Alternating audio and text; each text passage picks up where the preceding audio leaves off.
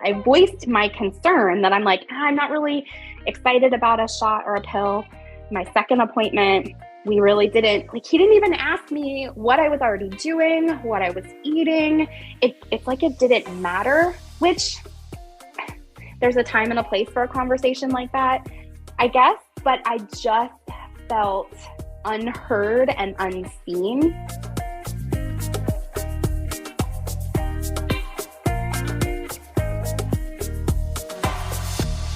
I'm your host, Kim Hines, and welcome to the Emotional Eats podcast.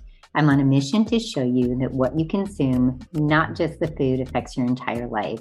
Midlife is different. Let's dig into the real reasons why you eat when you're not hungry and why you're not feeling well.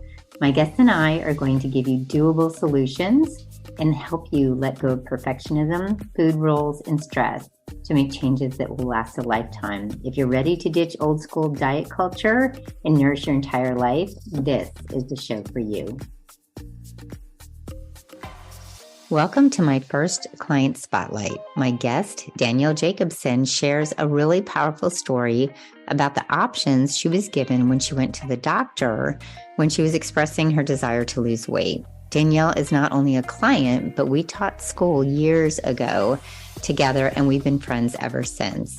She also shares her health journey and what led her to working with me. There's so many things that she was already aware of before we started working together. She shares what it was like working with me in the process and what she got out of it. Danielle shares amazing tips at the end of the podcast, so make sure that you listen to the end. She mentions tapping and that we do that in our sessions, and that helped her make breakthroughs. So make sure that you go back to episode 6 to learn more about tapping. I hope you enjoy the show, and I know that by listening, you will become more of an advocate for yourself based on Danielle's story, and you will also realize that you deserve to be seen and heard. Build a team that includes a doctor, mental health therapist, a health coach, a trainer, or anyone on your team that can support your journey. If you're interested in learning more about working with me, make sure to follow me on Instagram at Kim Hines Health, and you can click the link in my bio to schedule a free 30-minute call with me. You can also do that through the show notes. I would love to have a no strings attached call with you to find out more about you, to see what you're going through, and see if I can help. Enjoy the episode. Hi, Danielle. Thanks for being here. Hi, Kim. Thanks for having me. You are my first client spotlight. Yay! I'm excited for that. You have been not only a client, but we really go way back. We've taught together, and in my previous life when I taught math, and we also were friends, and we'd even done a little bit of exploration together when we started our own health journeys with another company, by the way. So we can get into that later. But I'd love to know, for the listeners' sake, just giving us a little bit of a background, because you have a little bit of a story leading up to when we started working together. Yes. So if I'm being honest, I feel like a lot of my health journey has been to focus on weight loss. When I was younger, I always felt like I was bigger than everyone else, even though now when I look at pictures, I look totally, I'm average. There's, Yes. I am a little on the curvier side. So maybe when I was comparing myself as a teen does, and in your early 20s, my body shape is a little bit different than everybody's, but I always felt like I took up more space than everybody else. So, one of the things that I did fall in love with, though, was working out and eating to really fuel my body. I have some sensitivities, especially to dairy, that I've always had. And so, when I eat less of that, I feel better. But I really started to notice in 2020, which I turned 40. So in addition to all of the things going on in the world, I felt like I was having a more difficult time feeling at home in my body and being able to enjoy different types of foods. And yes, there was definitely some comfort eating during that time. And so I feel like that, and now we're in 2023. And so I feel like the last about 3 years, I've just kind of struggled to feel at home in my skin. Now, simultaneously, in addition to everything with 2020, my mom was also diagnosed with breast cancer, probably about 5 or 6 years ago. And she just recently passed away in October.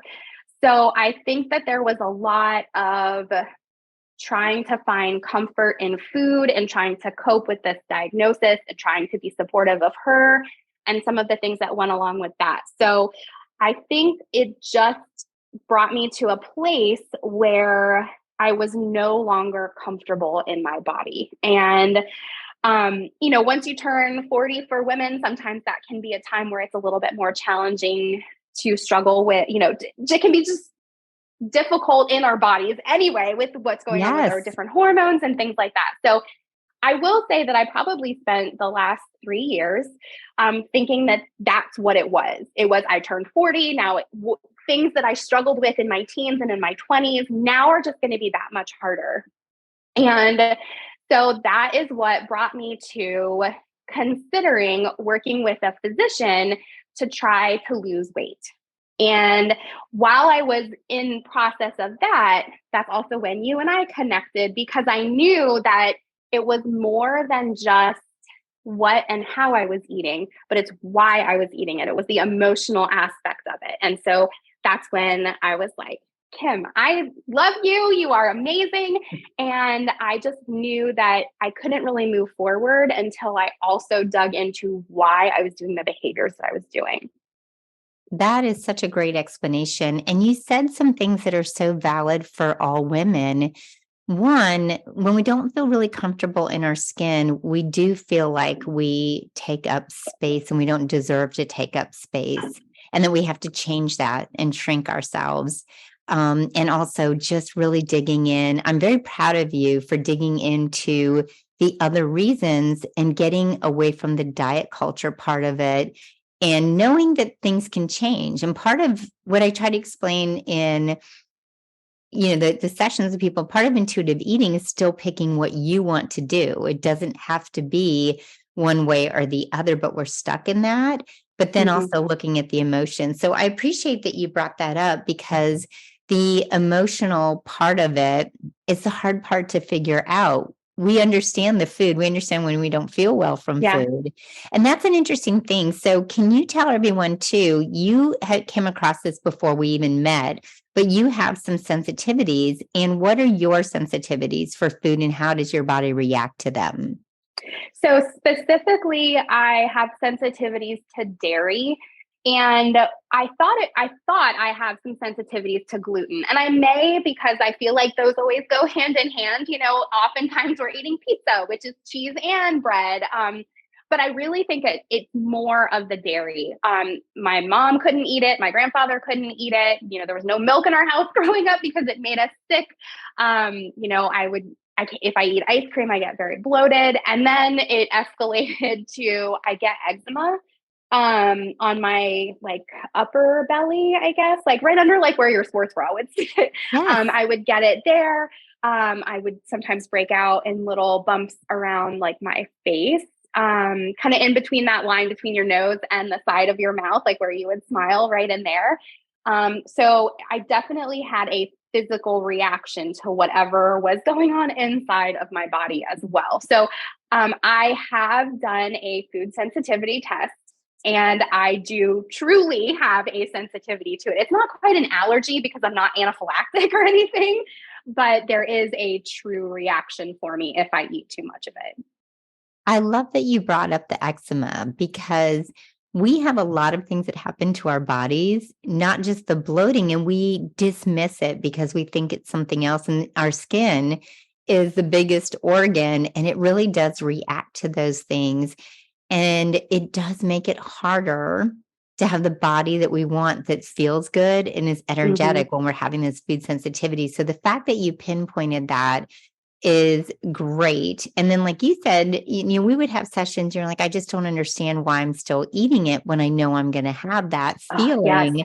Yes. But we do know that the gluten and even dairy cheese specifically has that feeling that makes us feel good. The casein in cheese, sometimes they even say that's addicting for some people because of the feelings that we get it. And it may even have something to do with our serotonin. So that's really normal. But I appreciate you saying that because there's so many people out there who are having reactions in different ways that they don't even realize, hey, there's more going on here. Yeah. And then the point is, too, we keep eating it. And I am one, I do it too. I love peanut butter, but it's not something I feel great on. And I continue to do it because that initial feeling is so good. I know it's very true. And I like that you said that it's the casein, because I don't think that it's the lactose for me, because I came to a point where I couldn't even drink lactate, which is what I grew Yes. up on. And so that's when I first had the clue that I'm like, okay, it's dairy, but it's specifically the casein or whey. There's something else. And I actually don't think it's the whey anymore, because I have kind of added that back in, not cheese, but more of like whey products through like protein powder and things like that. And it's not as irritating as like just eating cheese and ice cream, which serves its place. And yes, I will eat it every once in a while, but I just feel so much better when I don't eat it. That's great though, but you know it. And that's the most important thing when we work together, to have the awareness. And so you get to make that choice, because again, everything we do is to make you empowered to choose on your health journey what you would like to do. And I'd love to go back to your conversation. You said when we were going to work together, you also were telling the doctor that you were looking at weight loss. And so before we get into talking to the doctor, what specifically did you want to do? And did you find out that it was really weight loss, or was it something else that you realized you could do with your body? So I really think what did it for me was I love roller coasters. My daughter and I go to Islands of Adventure and Universal, and we have a good time. And I'm going to be 43 here in a couple of weeks, and the fact that I can still ride these rides and not have like back issues or neck issues, that's really important to me. But probably 4 or 5 months ago, I went with my daughter on a school field trip, and I couldn't fit in a ride. I couldn't fit in Hagrid's, and our group had gotten split up. So I was riding with like a stranger, and when I went to get in the seat, I have a bigger lower half, like that's where I carry my weight, right? And so they couldn't close the seat. And if you've ever been on Hagrid's ride, it's on a continuous what is that? Like a continuous belt, I guess. So they really can't like stop and have you readjust or like push it down. They're really like, if you don't fit, like get out so we can put somebody else in. And Wow. so that was kind of the experience that I had. I couldn't fit. They didn't really take the time to try to like push it down anymore. And I was very embarrassed. So I just got off the ride, and I just waited for everybody at the end of the ride, and I was fine. But then the girls, and so this is hard. My daughter was in 5th grade at the time. They were like, "Wait, what are you doing over here? Did you not ride the ride?" And I was like, I tried to just let it go, right? I tried to just move on and say, "Oh, it's fine." And then the tears started because I was embarrassed. And I know how important body image is, that we've got these 5th grade girls, and I don't want my daughter to have these same body issues that I have. I tried to just brush it off, and the tears just started flowing. And, they kept asking, "Are you okay? What's wrong?" And I was embarrassed. I didn't want to say I didn't fit in the ride. And so eventually they dropped it. But that was it for me. That was my turning point, that I was like, I don't even care as much about the number on the scale as I care about being able to do the things that I really love and not be limited by it. So I've been going to the gym. I've been going for 2 years. I love it. I'm strong. I love weightlifting. And so my real focus was not so much the number on the scale, but the composition of my body, really changing that and getting rid of some fat so that I could have that muscle that was there underneath it really start to come out. And so I could ride these rides with my daughter. And so I could go to any theme park and not worry about whether or not I was going to fit into a ride, because that was not an enjoyable experience for me. And so since then, we've gone to another theme park, and I was nervous. I was like, oh my God, am I going to be able to ride these rides with her? And I don't want this. I don't want that feeling anymore. So that's kind of what started it. That is so hard. And that story is hard to hear, even though I've heard it already. Yeah. But it's also very hopeful, because what you are talking about is not the number on the scale. You're talking about an experience in life that you want to have. And we attach so much to a number on a scale. And I want to reiterate for the listeners, Danielle works out all the time. She's very strong. What is your you have a squat PR. What is that again? My back squat PR is 235. 235. So like I'm really strong. I really am. And I talked with one of the coaches at the gym too, and I was like, what is happening? And she's like, you have muscle, you are strong. It's just that I have fat, and everybody has fat. We need fat in order to live, but the muscle that is growing is like pushing it out so that, I don't fit in the ride. So thank you for being really open and vulnerable with that story, because that was a point for you, though, that turned the tide where you're like, okay, let's try some different things here. And again, that's part of what I share with everyone with intuitive eating. You have so many choices, and there is no wrong way to do this. And when we have this next part of the conversation, I just want to make sure everyone knows there's no judgment in which way you pick to handle it, as long as it's healthy and you feel good and it's sustainable. But I'd love to know what happened when you went to the doctor. Okay. So my experience with the doctor, I needed to go for my annual exam, and I went and I made the appointment specifically with a doctor who the receptionist told me dealt a lot with women and helping them lose weight and everything. And I went in knowing that I really was hesitant for shots and pills. I was not excited about that. When I met with him, the first question he asked was, well, this is your weight today. What do you want to be? Where do you want to be? So I gave him the magical number that like you kind of pull out of thin air, I'm like, this is the number that I was at when I felt like I was at my healthiest, my strongest. So this is clearly the magical number, even though that was like 15 years ago, 10 years ago at this point now. Anyway, so he told me that he wanted to run blood work. And I needed to get an EKG, because even though I was hesitant about whether or not I was going to do the medication, he wanted to make sure that I was healthy. There was nothing underlying. There was nothing else going on. So I went for the EKG. Everything was fine. I got all my blood work back. I am not perimenopausal. I am, somehow I'm, going to be 43, but I'm still, everything is where it should be. Yes, but it's so good that you did the blood work, because the first thing that happens in the 40s that we assume may be contributing to that weight loss is that drop in estrogen. Yes. So again, let's just go off checking off all the boxes of the great things you do. Getting your blood work done is another thing after those food sensitivities, and knowing that it's a great way to start just checking the boxes to find out what's going on. So I'm so glad you did that. So, yes. Okay. And then what happened?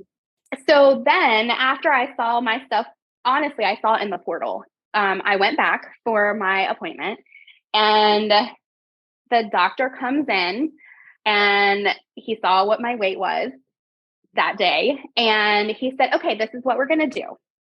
He said, I'm going to write you a prescription. Well, he said there were two options. He mentioned the shot, the Ozempic, and then a pill. And I can't remember what the name of the pill was. And I hate to be so like, it was glorified speed is what it was. Like, it's a controlled substance. When I looked it up, I was like, there is no way in hell I am taking this. Yes. Anyway, I get that. after, like, he literally walks in, looks at my weight, says, these are your two options. He said, well, the shot now is not really being covered by insurance, but this pill is. So this is what we're going to go with. I'm going to write you a prescription. He said, you're going to stop eating breakfast because what you've been told that breakfast is the most important meal of the day isn't true. He said, you're going to eat salads or a sandwich for lunch, and then you're going to eat protein and vegetables for dinner. And then he said, so how do you feel about that? And I was like, well, I'm not really excited about the pill. And I can, definitely get behind, cleaning up my nutrition. And he basically said, well, the goal is for you to come back in 3 months and for you to fire me. Basically he was saying that it wasn't a long-term thing, but more of like a kickstart.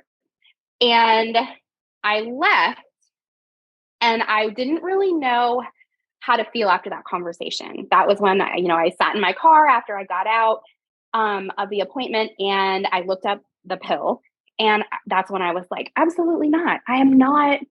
I'm. And that was my gut reaction. Now, part of that is my family does have an issue with substance abuse. And when I was basically, saying, yes, I'm going to take this medication that I could potentially become addicted to because it's a controlled substance and I have to come back in 3 months to get my prescription refilled. It didn't sit right with me. And I really wish that I had told him no, that I said, this isn't what I want. Because we really didn't have that conversation.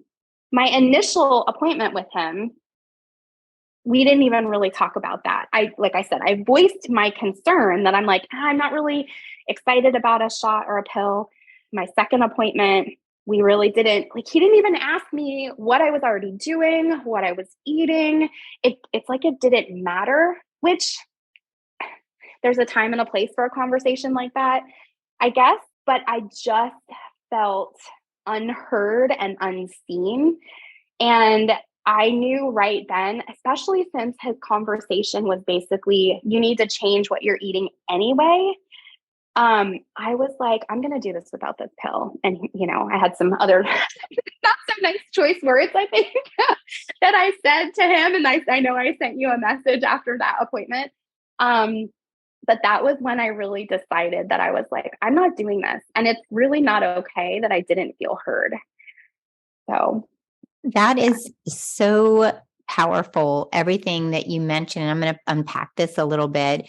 I want to go back to Ozempic and the weight loss shots that people are using. And as we know, these were developed originally for diabetics to help them get their A1C down. And now it's become very popular in weight loss. And Danielle and I talked offline about, we understand that doctors do have their place and they just have a different viewpoint and more of a reactive fix-it viewpoint. We also feel like if that works for people, that they can do whatever works. The weight loss shot, some people are reacting in a wonderful way. It's helping them. It's changing their appetite. It's helping them develop lifestyle habits. Some people are finding that they're not changing their lifestyle habits. They just don't eat as much. So they're able to. So there's a difference between losing weight and staying healthy for the body. Yeah. And then there's another group of people. And I have a client that was on Ozempic. And again, everybody's different. So this is not a good, bad, neutral thing. It's just what it was. He was not able to eat healthy food because he was feeling so sick all the time. The only things that he felt good eating were the carby crackers and bread and the things that just sat in his stomach because he couldn't eat. And during the time that we worked together, ironically, and this is only one person, other people have been somewhat successful, but things didn't change for him in his weight. He did what he had done on his own. Actually, we had more progress and the A1C wasn't coming down. But again, so everybody has to do their own thing. That's the first part. The second part is, like you said, on the weight loss pill that he was prescribing, and maybe it's better that we don't know the name because, there's so many that are being prescribed right now. So just always do the research. I want listeners, I want you to do what Danielle did. Look it up and find out everything you can about it, because everything has side effects to it. And I love that you made that connection with your family history, that you don't want to be on that. And everyone is different. So we know that somebody may choose to do that. And like you said, kickstart. It could be a reset, a kickstart. It doesn't have to be for a lifetime. But the thing that really stuck with me when Danielle left me a video on this, we do Marco Polo sometimes, and left me this video, what I was really stuck with was the fact that there was no conversation. The doctor did not ask one thing about your current lifestyle and eating habits, which again, I have doctors that I love and they do spend time with me, but not every doctor has the time to do it. When you're forced to have, one of my doctors has to have 18 to 25 patients a day. Yeah, that's a So lot. there is literally not enough minutes in the day to have a conversation about this. So that's not necessarily his fault. And also, there are so many people that are walking in and just saying, yes, yes. They don't even care. They're just taking whatever they can to get some help. And that is okay too. But he did not ask you how you're already eating. And I know that. And I know that it's not far off from what he asked you to do. He also didn't know you were working out every day. There are other factors. I don't know if he went over your blood work with you or just used it as a gauge to make sure you were healthy enough. So that's a lot. And Yeah. yeah. And then the last part of that I want to talk to you about is being seen and heard, and being a human being in there and not just a number, another person that wants to just lose weight. Yeah. So, And so yeah. the interesting thing for me is that I had talked to several people who were doing shots or pills. I feel like the people that I talked to were actually doing shots, not a pill. And perhaps if he had come at me with a shot instead of a pill, maybe I would have reacted a little bit differently. I'm not really sure. But the ironic part to me is that after talking to some people, I actually went into the appointment thinking that I was going to do this. I really, in my mind, I told myself, I really just need a kickstart. If I could just lose like 30 pounds, that'll put me in a place where I can ride these rides and not be stressed about it, because like, what if we go over the summer? Like, I don't want to be worried about whether or not I'm going to fit in this stupid ride. And I had kind of made up my mind that like, yes, I'm going to do this. But just that lack of connection and feeling seen and heard for literally, it would have just taken a 5-minute conversation to make me feel like I was making the right choice. And like, I'm knowledgeable about things. Like I teach science, like I'm a biologist, like I know macros, like I know these, nutrition, I know things. Like, yes, I don't have my degree, but I know the importance of the different types of foods and how they interact in our bodies. I know myself really well. But I just felt so like, this is what you're going to do, without any conversation, that it was such a strong deterrent that I was like, no, this isn't for me. This isn't something that I want to do. But I do wonder, like I said, if I had that connection, if he had a conversation, if it would have been different. Ultimately, it doesn't matter. It would, like that. That experience happened. And truthfully, I think he was after me. I was his last appointment before I'm pretty sure he had to go in and do a C-section on someone. So I do think he was rushed. And I don't know if that's his normal routine, because that was the first time that I had ever seen him. And honestly, when I made my appointment for the follow-up, he's leaving the practice. So ironically, I would have had one more follow-up appointment with him. That was actually this week that I canceled. But there was not going to be any sort of a relationship building with him at this practice I went on this journey. Yes, So that's a great way to say it, relationship building. Yeah. And honestly, I did have half a mind to go to the appointment and be like, look, because I have made nutritional changes. I have, had some progress in my weight loss journey. And I almost wanted to say like, hey, look, I'm down 12 pounds and it wasn't on your pill, but I just didn't want to pay the $25 copay. to just I shove it in his understand face. that. And I have other clients telling me that part of the problem too is the same thing when they're developing a relationship, but then the doctors get so busy they end up seeing a PA after that. And which is great. PAs are wonderful. If you can get the same one, it's actually nice because you do develop a relationship and people get to know you and what you're doing. But this is a great segue because then I would love for you to talk about why you like to work with me in addition to all the other things that you're doing, because you are getting help from the gym. You've got someone helping you there also with nutrition. You've gone to the doctor, and this is what life is about, kind of getting a team of support. And how do I fit into the picture for you? Okay. I love that you mentioned like a team, like that's your village, right? Like we are meant to live in community, and it really does take a community in order for us to find like fulfilling lives. So when I work with you, Kim, what I find is that piece that was missing with the doctor. It's that relationship building. It's that safety and security to be able to have conversations that are hard because you work with the emotional aspect of our stuff, that it gets tied up in food and relationships with other people, intimacy, like all the things. And so working with you allowed me to have that like mental breakthrough that allowed me to move forward with my progress, because you and I worked together.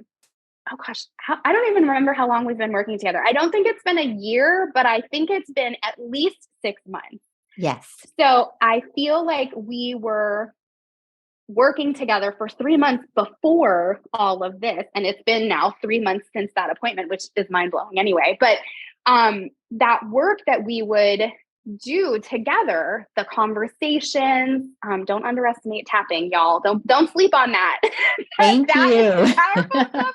Every time I have had a breakthrough, it has been after tapping with Kim. But I think that was it. Is like I had to find the reason why I was emotionally eating and turning to food, not because food is delicious and we can eat it if we want, but it was like the thing that was standing in the way of me being able to lead the life that I wanted to lead. You can still eat the food. It's not about the food. Yes, I appreciate that. It is not about the food. It really is about some of the things that we've either grown up with, the thoughts that we have, the things that we're hanging on to that we can't let go of. And I appreciate you highlighting those because you're bringing to light the bigger issues that we can't take care of in diet culture and just straight up dieting and over exercising. Right. We have to look at our body's so connected. Our brain and our guts are connected. We're finding more about our heart and our brain being connected, everything. And then all those emotions in our subconscious. The subconscious is so powerful.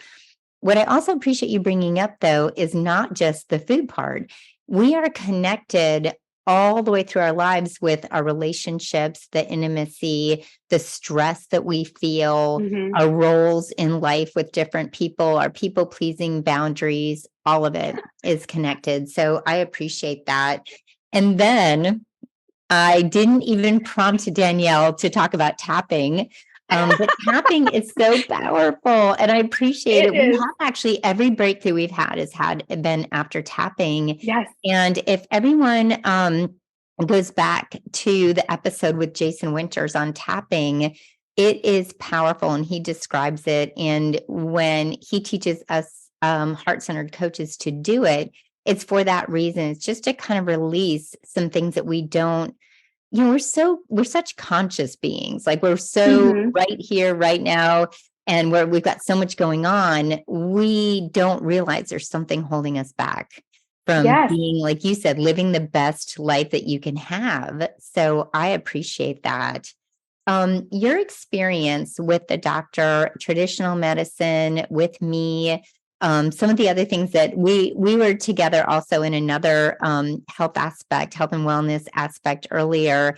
And it's funny how there's just an evolution. And I think both of us have evolved so much. And the fact that we're back together working in this arena is amazing. And Danielle, I really appreciate you sharing that story, because we don't want to have any women not stand up for themselves and take the time to make the choices that they want to make. And also don't want anyone to feel unseen and unheard.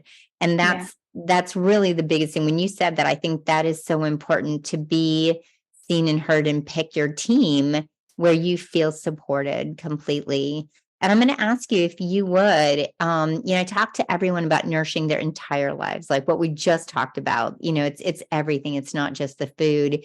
If you could give 3 tips to somebody who's like on this same journey, they're just starting out, they haven't even reached out to people, that just simple things that you would have, like you would tell a friend, hey, try these things, just check them out. What would you tell someone, another woman? So I feel like 3 things that I would tell someone is to get clear on why and what you want to do. Because that can sometimes drive your actions. And I know that that sounds so cheesy, because it's always like, find out your why. No, but it really, it's really it. For me, this time it was wanting to make sure that I could fit in rides with my daughter. In the past, it's been, I saw a picture and I was like, holy, whatever. But it's really knowing your why and knowing what you want to see along the way, not just at the end. That really does help. The second piece would be move your body in a way that you enjoy. It doesn't matter what it is, just move. It could be a walk, which is so underrated. You get to listen to like podcasts, you get to see the scenery. You could try strength training, which I shout from the rooftops how much I love strength training. Run, whatever it is, find a way to move your body, because to me, there's power in feeling strong. But strong is a lot of different things. It could be a walking strong, it could be a lifting strong, it could be a running strong, like whatever it is, find your thing to help you move.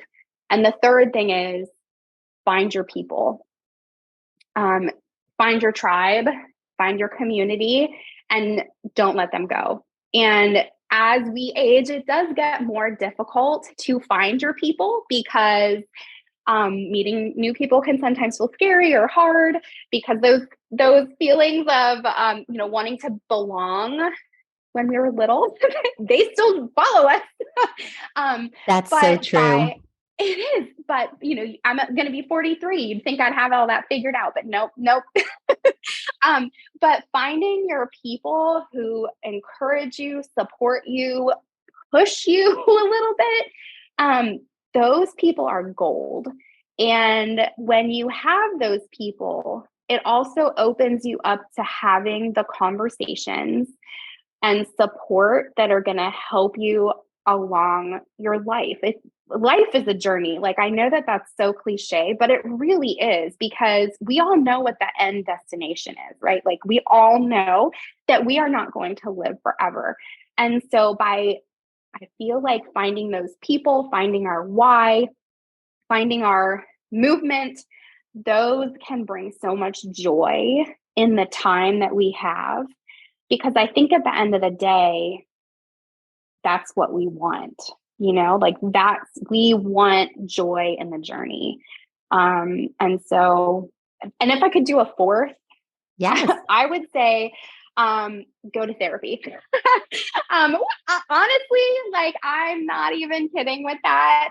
We all have childhood trauma or adult trauma. We all have something, and I don't want to say everybody's definition of trauma is a little bit different, but everybody has something that they could talk to somebody else about. And so whether it's, therapy, food therapy, like working with you, Kim, or if it's with, another therapy avenue, talking to somebody about the bigger things, maybe you don't feel comfortable sharing with your close-knit group of friends, but like those really deep things, I think therapy is also underrated. That needs to be done too. Danielle, you So could that's my basically fourth. be a health coach, by the way. With those tips, you could be a health coach. So first of all, yes, knowing your why. And it's funny because we both think that sounds cliche because people say it so much, but your own why is so important, and it's not the number on the scale. And that's what is really important. But also, I love when you talk about walking and movement and strength, because those are the things that are going to keep us going. We have to use it or lose it. But it also gives us mental strength. When we do strength training or we do walking, it creates a process in our brain that increases the good mood. It increases the circulation, the blood sugar stabilization. So that was an amazing tip. Finding your people, your tribe. And like you said, you could not have said it any better. So finding joy and having that connection with people, that is what life is about. And the last one, I love that you mentioned therapy, because when we look at that team, there are so many things that affect our decisions. Again, that subconscious that just takes over automatically, and we can't figure out why are we having this pattern over and over and over again. There's a reason, and when you uncover it and you can work through it, there's a chance that you can break that pattern. So yes, your team. And in the process, just to round this out, I also want to say again, there's actually no criticism at all about doctors when we are talking about this subject today. What it is just the fact that you might need many people on your team in order to help you move forward and feel great. And Danielle, I appreciate you so much, first of all, for really being open and honest so other women can feel very comfortable taking care of themselves and finding their team to help them. And just also, I appreciate you so much as a friend and with us working together. And again, just thank you very much for being here today. Thank you so much, Kim. I'm really glad that I was able to share. I think it's so important that as women that we feel seen and heard, and whatever little, thing that I could do to help somebody make sure that they feel that way, whether it's, just encouraging somebody to speak up at a doctor's appointment or with a friend or whatever. I think that that's really important. So thank you for giving me an opportunity to be able to share my story too. It's great. Thank you. And for everyone else, make sure you nourish your entire life today and give yourself grace today.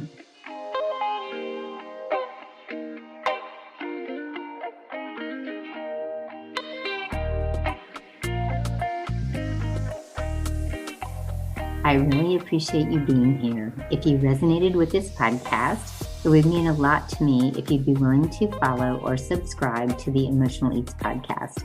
Then you'll never miss an episode. Just go to the Emotional Eats show page on Apple, Spotify, or wherever you listen to podcasts, and tap the plus sign in the upper right-hand corner and click on it. While you're there, if you'd be willing to give me a 5-star rating and review, I would be so grateful. If you'd like to take a screenshot and share it on Instagram, just tag me at Kim Hines Health. I would love to hear your thoughts and let me know how I can support you. You can always DM me on Instagram, again, at Kim Hines Health. And just remember to nourish your life and give yourself grace today.